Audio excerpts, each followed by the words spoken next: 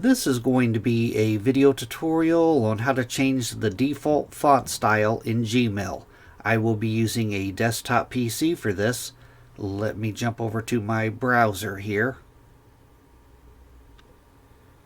I have my browser open now and I am logged into Gmail. To change the default font style in Gmail, it's very easy to do.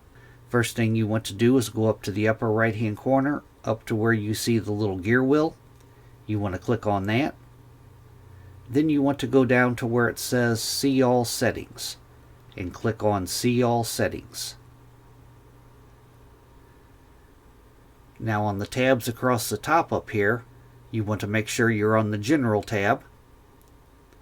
And then right down here where it says Default Text Style, off to the right here, you have a little drop down. By default, your font style is probably set to sans serif.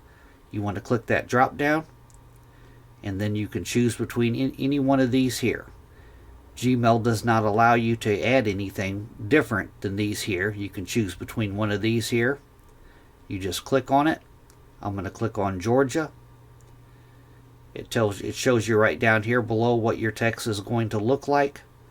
Then you want to go down to the very bottom and you want to click on Save Changes.